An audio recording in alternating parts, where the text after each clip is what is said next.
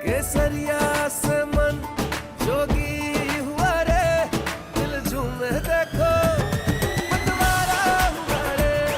केसरिया से मन जोगी हुआ। हर पल मनाओ केसरी त्योहार।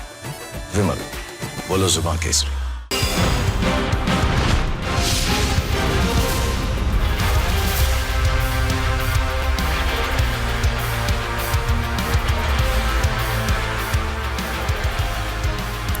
नमस्कार, बहुत स्वागत है आपका। आप देखना शुरू कर चुके हैं खबरों का मास्टर एंगल, मास्टर स्ट्रोक। आज कौन कौन सी खबरें हम आपको बताने वाले हैं इस बोर्ड पर आने वाली हैं। जरा देखिए एक एक कर उन तस्वीरों को, उन खबरों को। सबसे पहले बात होगी रामलला के चढ़ावा चोरी मामले में, जो पहली बार ट्रस्ट ने बैठक की। बैठक राम भक्तों का भरोसा रखने के मायने से काफी महत्वपूर्ण थी। करोड़ों राम भक्तों का इंतजार मानो आज खत्म हुआ और बिल्कुल पक्के तरीके से तय कर दिया गया कि जिम्मेदार जो लोग हैं उन्हें बख्शा नहीं जाएगा। भविष्य में ट्रस्ट की जिम्मेदारी भी भविष्य में तय कर दी गई है।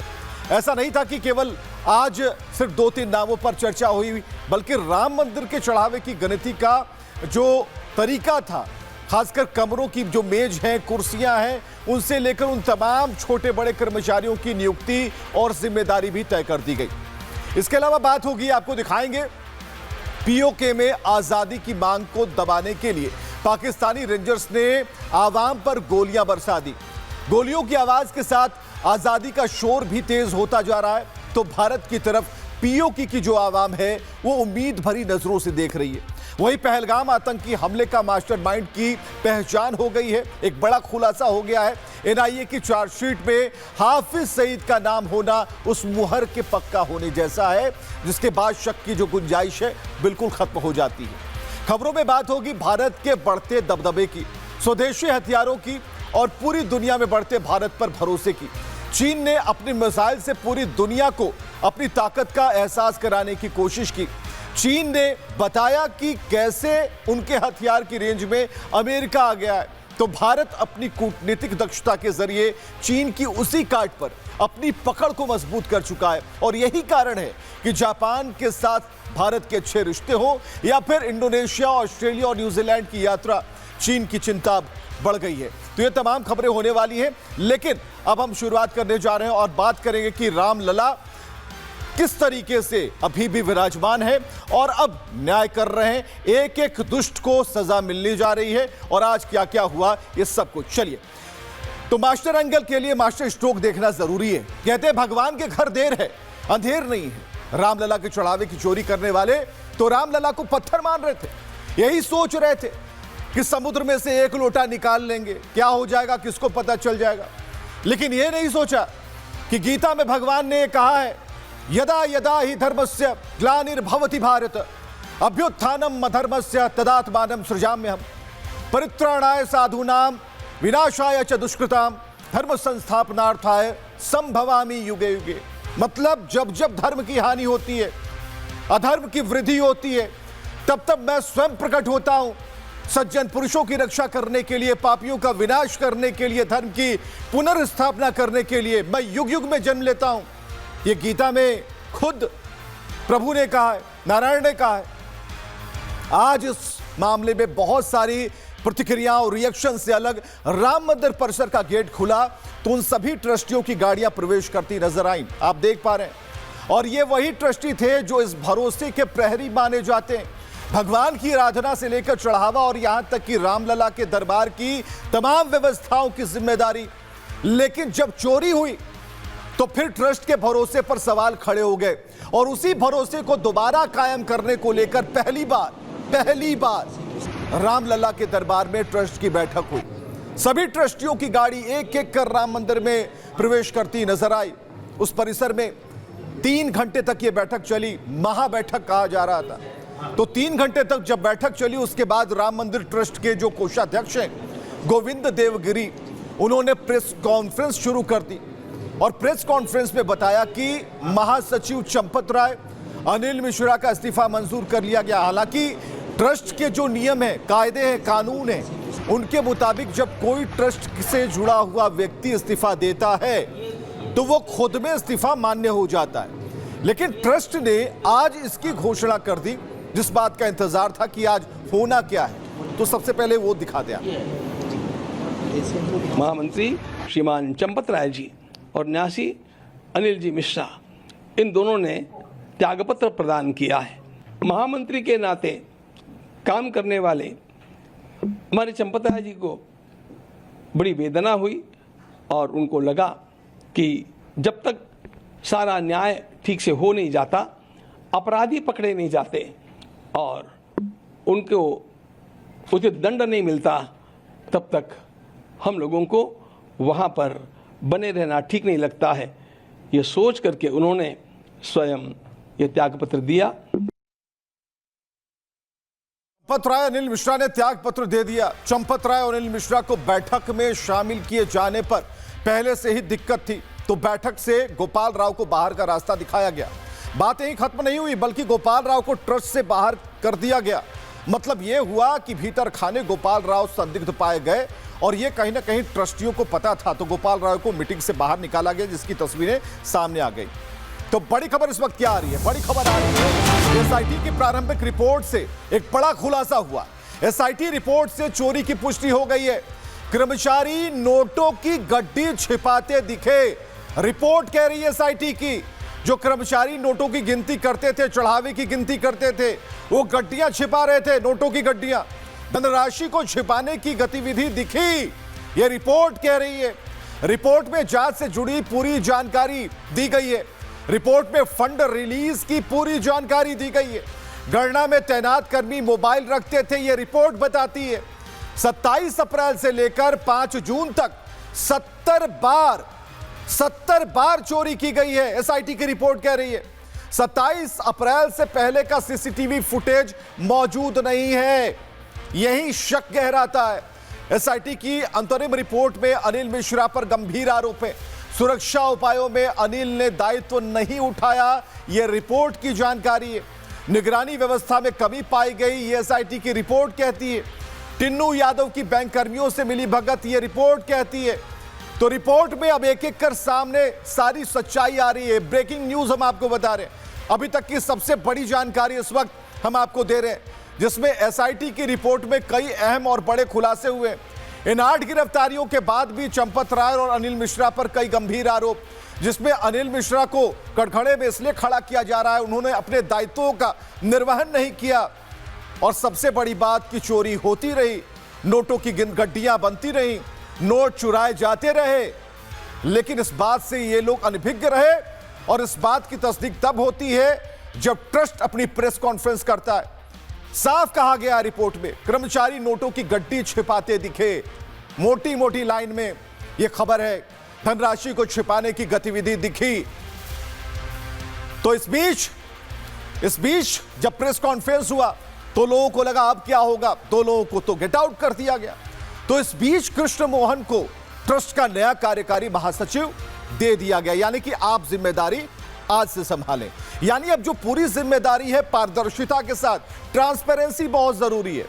कृष्ण मोहन अब काम करेंगे और रामलला के दरबार में आने वाले तमाम श्रद्धालुओं के बीच एक भरोसा पैदा करने की कोशिश करेंगे। व्यवस्थाओं के लिए हम लोग कटिबद्ध हैं और इन व्यवस्थाओं का दायित्व महामंत्री, अंतरिम महामंत्री के रूप में मेरे साथ विराजमान श्रीमान कृष्ण मोहन जी को सौंपा गया है। उनका स्वच्छ दृष्टिकोण, इसको देखते हुए हमारा विश्वास है कि वे इन सारे कामों को अत्यंत कुशलता के साथ संपादित करके रहेंगे। तो जानने की इच्छा हो रही होगी कि कृष्ण मोहन कौन है। कृष्ण मोहन वही शख्स है जिन्होंने राम मंदिर चढ़ावा चोरी मामले में एफआईआर दर्ज कराई थी। स्थायी महासचिव की नियुक्ति तक ट्रस्ट के प्रशासनिक संचालन की पूरी जिम्मेदारी उनके पास रहेगी। ऐसे में यह माना जा रहा है कि उनके पास प्रशासनिक अनुभव है, संघ के कार्यों की अच्छी समझ है, कुशलता है, जो राम काज को आगे बढ़ाएंगे। तो एक बड़ा भरोसा किया गया उनके ऊपर। इस प्रकरण में जो हुआ है उससे हम सभी आहत हैं, सभी को कष्ट हुआ है, राम भक्तों को कष्ट हुआ है। अब इस में कहीं ना कहीं प्रबंधन और संचालन में कुछ कमियां रह गई थी, जिसका फायदा लोगों ने उठाया। तो मेरा ये पहला प्रयत्न होगा कि वो जितनी त्रुटियां जहां कहीं भी लूप होल्स हैं, कहीं छूटा हुआ है, उसको सबसे पहले बंद करना, इस प्रकार की पुनरावृत्ति न हो भविष्य में, इसका मैं पूरा प्रयत्न करूंगा। लेकिन आज का दिन कई सवालों के जवाब लेकर आया। उन आरोपों का भी जवाब जो विपक्ष ने चढ़ावे को लेकर भ्रम की शक्ल में खूब फैलाए थे। सोना चांदी, सोने के बदले सोना दिखाइए, चांदी के बदले चांदी दिखाइए, और विपक्ष के ही आरोप थे। अखिलेश माला जप रहे थे। लेकिन ट्रस्ट ने उन सभी चढ़ावों को जो राम मंदिर को दान में मिले, जिन चीजों के चोरी होने का आरोप लगा, वो सभी चीज मंदिर ट्रस्ट के प्रेस कॉन्फ्रेंस में उस हॉल में रखे गए थे। इनमें सोने की रामायण थी, भगवान के चरण चिन्ह थे, चरण पादुका जिसे आप कहते हैं, हार, काकभुसुंडी शामिल है। लेकिन भविष्य में ऐसी घटना ना हो और राम भक्तों का भरोसा कायम रहे, यह कैसे मजबूत होगा, यह सवाल अभी भी बरकरार है। रिपोर्ट देखिए।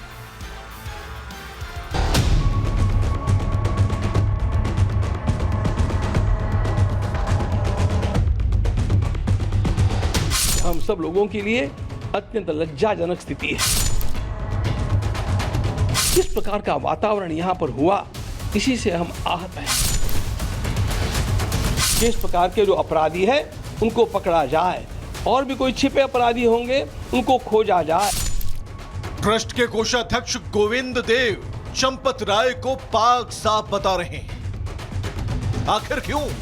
चंपत राय के चश्मे पर धूल जमी थी या फिर ट्रस्ट के चश्मे पर जमी है? व्यवस्था किसकी? संचालन किसका? जिम्मेदारी किसकी? सारे के सारे सवालों के जवाब चंपत राय हैं। लेकिन नहीं, ट्रस्ट ऐसा नहीं मानता। ट्रस्ट कह जरूर रहा है कि गलती हो गई। किस बात की? लोगों की पहचान करने में। किससे? चंपत राय से। तो फिर इतने बड़े अनुभवी बताने का क्या मतलब? लेकिन अब दूध का दूध और पानी का पानी हो रहा है। गीता में स्वयं नारायण ने कहा है, यदा यदा ही धर्मस्य ग्लानिर्भवति भारत अभ्युत्थानम अधर्मस्य तदात्मानं सृजाम्यहम् परित्राणाय साधूनां विनाशाय च दुष्कृतां धर्म संस्थापनार्थाय संभवामि युगे युगे। यानी जब जब धर्म की हानि होती है, अधर्म की वृद्धि होती है, तब तब मैं स्वयं प्रकट होता हूं। सज्जन पुरुषों की रक्षा के लिए, पापियों का विनाश करने के लिए और धर्म की पुनर्स्थापना के लिए मैं युग युग में जन्म लेता हूं। तो अयोध्या में भगवान की अदालत, रामलला का परिसर और रामलला के चढ़ावा चोरी का मामला पहली बार ट्रस्ट की बैठक उसी परिसर में हुई जहां खुद मर्यादा पुरुषोत्तम भगवान राम विराजमान हैं। ट्रस्ट के सदस्यों की मौजूदगी के बीच नैतिकता की कस्में खाने वाले वे लोग भी उपस्थित रहे, जिनकी नाक के नीचे ये सब होता रहा। लेकिन कहते हैं भगवान के घर देर है, अंधेर नहीं। करोड़ों लोगों की आस्था और भरोसे का सवाल था, तो भगवान राम कैसे चुप बैठते? बैठक में सभी ट्रस्टियों को बुलाया गया तो वे सभी लोग मौजूद रहे जिन्होंने भगवान के समक्ष हुए महापाप में प्रत्यक्ष या अप्रत्यक्ष तौर से जुड़े रहे। लेकिन बैठक शुरू होने से पहले ही ट्रस्ट से जुड़े लोगों ने एक शर्त रख दी कि दोनों यानी चंपत राय और अनिल मिश्रा बैठक से बाहर होंगे, तभी बैठक होगी। यहां तक कि गोपाल राव को भी बैठक से बाहर रखा गया। श्री राम जन्मभूमि तीर्थ क्षेत्र ट्रस्ट की अहम बैठक में कुल 14 सदस्यों में 9 सदस्य व्यक्तिगत रूप से शामिल हुए। वहीं केंद्र और राज्य सरकार के नामित सदस्यों ने ऑनलाइन माध्यम से अपनी मौजूदगी दर्ज कराई। बैठक में व्यक्तिगत रूप से शामिल होने वाले सदस्यों में ट्रस्ट के अध्यक्ष महंत नृत्य गोपाल दास, कोषाध्यक्ष स्वामी गोविंद देवगिरी, ट्रस्ट सदस्य कृष्ण मोहन, दिनेन्द्र दास, शंकराचार्य स्वामी वासुदेवानंद सरस्वती, परमानंद गिरी महाराज, स्वामी विश्व प्रपन्न तीर्थ जी महाराज शामिल रहे। 3 घंटों तक महामंथन चलता रहा और फिर कृष्ण मोहन को रामकाज की जिम्मेदारी सौंप दी गई। कृष्ण मोहन वही शख्स हैं जिन्होंने राम मंदिर चढ़ावा चोरी मामले में एफआईआर दर्ज कराई थी। स्थायी महासचिव की नियुक्ति तक ट्रस्ट के प्रशासनिक संचालन की जिम्मेदारी अब उनके पास रहेगी। तो ये जानना जरूरी है कि कौन है कृष्ण मोहन। कृष्ण मोहन का जन्म सितंबर 1952 में बरेली में हुआ। कृष्ण मोहन का संबंध उत्तर प्रदेश के हरदोई जिले से। एटॉमिक एनर्जी विभाग में वैज्ञानिक के तौर पर इन्होंने कार्य किया। आईएफएस के तौर पर महाराष्ट्र कैडर में लंबे समय तक अपनी सेवाएं दी। वर्तमान में आरएसएस के पूर्वी उत्तर प्रदेश क्षेत्र के संघ चालक हैं। 2025 में श्री राम जन्मभूमि तीर्थ क्षेत्र ट्रस्ट का सदस्य बनाया गया था। मेरा ये प्रयत्न रहेगा कि हम सभी लोग न्यासी लोग मिलकर के ये सब इस जो छवि हमारी धूमिल की गई है उसको दूर करने के लिए जो भी आवश्यक होगा हम अवश्य करेंगे और पुनर् इस जो विश्वास को समाज के मन में पुनर्स्थापित करेंगे। लेकिन सभी की निगाह इस बैठक में क्या हुआ और क्या नहीं हुआ इसी पर टिकी थी। तो बैठक में चंपत राय और अनिल राय का इस्तीफा स्वीकार किया गया।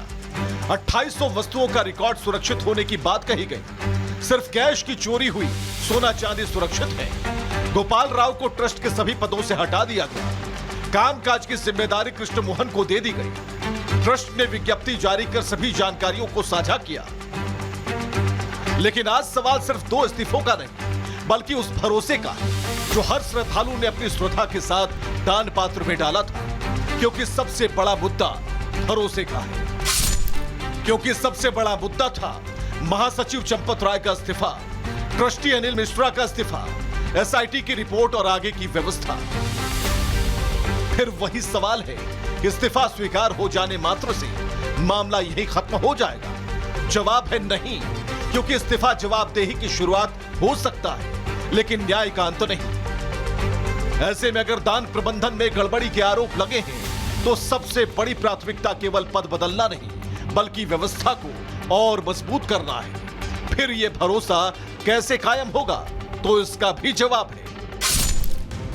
दूध का दूध और पानी का पानी होने से, दोषियों पर कानूनी कार्रवाई से, दान की नियमित ऑडिट करने से, ऑडिट रिपोर्ट सार्वजनिक करने से, डिजिटल ट्रैकिंग और पारदर्शी प्रबंधन से, व्यवस्थाओं की मॉनिटरिंग करने से।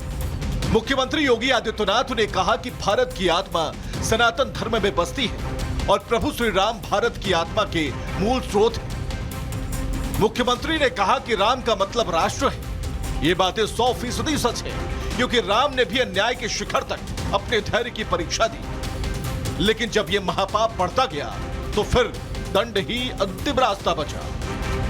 भारत की आत्मा सनातन धर्म में बसती है और प्रभु राम भारत की आत्मा के मूल स्रोत हैं। राम का मतलब राष्ट्र है। भारत राष्ट्र को एक उत्तर से दक्षिण तक एकता के सूत्र में बांधने वाला कोई नाम है और राम का नाम है।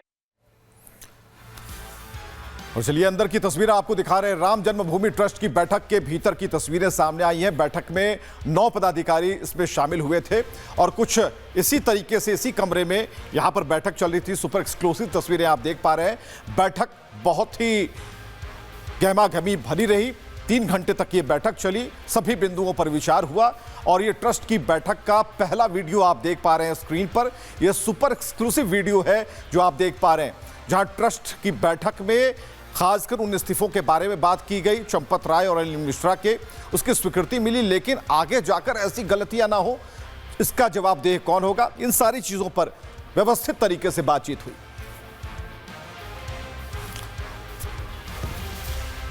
चलिए आगे बढ़ते हैं खबरों में। बात करते हैं पाक अधिकृत कश्मीर की, जहां की आवाम पर मुनीर की सेना गोलियां बरसा रही है। लेकिन गोलियों के शोर से कहीं ज्यादा वहां की आवाम की तरफ से लगाए जा रहे आजादी के नारे हैं। लेकिन जो तस्वीरें हैं वो जुल्म की इंतहा बयां कर रही है। आखिर पीओजेके में क्या हो रहा है? क्यों इस्लामाबाद और रावलपिंडी की नींद उड़ गई? क्यों भारत इन हालात पर बेहद करीब से नजर बनाए? देखिए ये तस्वीर आप। पाकिस्तान के कब्जे वाले कश्मीर में अब सिर्फ विरोध नहीं बल्कि खुला विद्रोह दिखता है। पीओके की सड़कों पर हजारों लोग उतर आए। पाकिस्तान की शहबाज सरकार के खिलाफ, पाकिस्तानी सेना के खिलाफ लोगों का जो गुस्सा है वो फूट पड़ा। और इस बीच जम्मू कश्मीर अवामी एक्शन कमेटी यानी JAAC ने पाकिस्तानी सुरक्षा बलों के खिलाफ अब तक का सबसे कड़ा रुख अपना लिया है। तो ये आवाम, उनकी आवाज जरा सुनिए। तो यहां तक कि जैक ने पाकिस्तानी सुरक्षा बलों को सीधे तौर पर आतंकवादी भी बताया। अब मास्टर एंगल यह है कि जैक ने पाक सेना के लिए आतंकवादी शब्द का इस्तेमाल क्यों किया? इसलिए किया क्योंकि शहबाज सरकार और मुनीर की सेना ने शांतिपूर्ण प्रदर्शन पर गोलियां चलवा दी।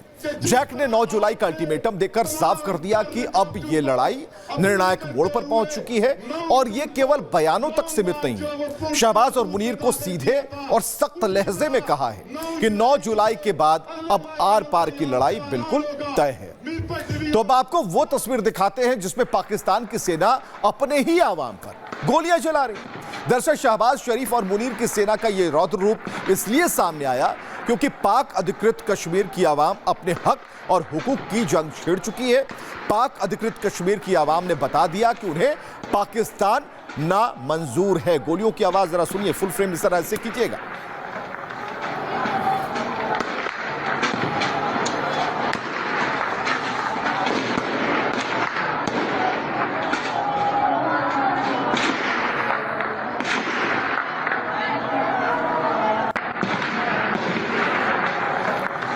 तो गोलियां चल रही हैं शांतिपूर्ण तरीके से प्रदर्शन कर रहे लोगों पर, और पाक सेना की गोलीबारी के बाद जो लोगों का जो गुस्सा था वो और बढ़ गया और इसके बाद पाक अधिकृत कश्मीर की आवाम पाकिस्तानी पुलिस पर टूट पड़ी। लोगों ने पुलिस को दौड़ा दौड़ा कर पीटा और किस तरीके से पीटा ये भी आप देख पा रहे हैं। अब आपको एक ऐसा गीत सुनवाने जा रहे हैं जिसने हिंदुस्तान की सरजमी पर अंग्रेजों के दांत खट्टे कर दिए थे। ये गीत अब पाकिस्तानी हुकूमत और मुनीर की सेना के खिलाफ है। देखिए, सुनिए।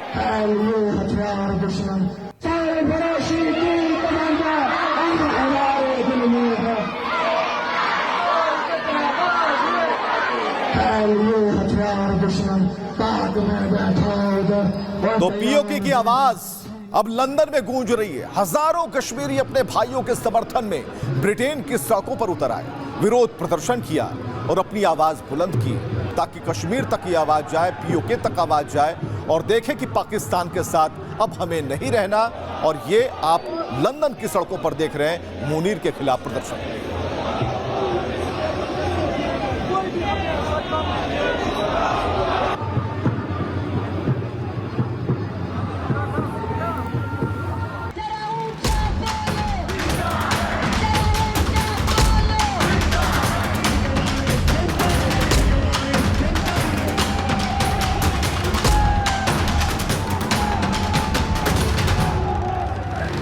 पाकिस्तान के कब्जे वाले कश्मीर में पाकिस्तान के खिलाफ सबसे बड़ा जन आक्रोश फूट पड़ा है।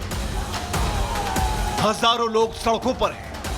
हर तरफ एक ही आवाज है, शहबाज सरकार दमन बंद करो, गिरफ्तार नेताओं को रिहा करो और जनता के अधिकार वापस करो। लेकिन लोकतंत्र का दावा करने वाली पाकिस्तान की सरकार ने इस आवाज का जवाब संवाद से नहीं बल्कि बंदूकों से दिया है।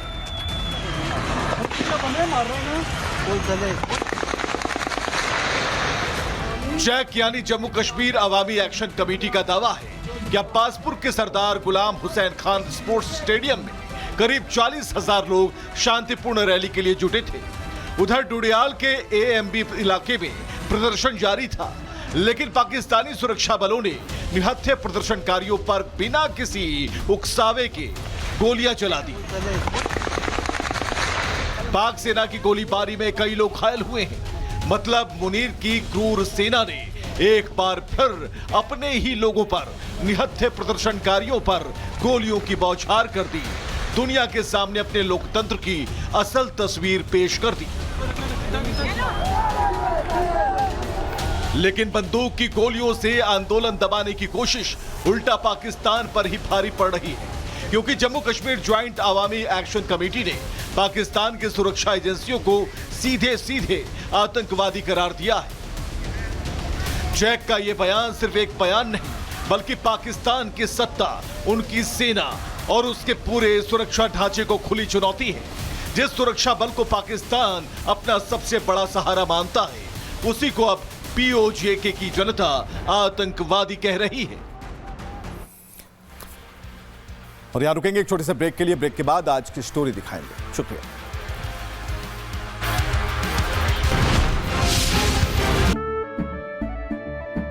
केसरिया से मन जोगी हुआ रे, दिल झूमे देखो मतवारा हुआ रे, केसरिया से मन जोगी हुआ। हर पल मनाओ केसरी त्योहार।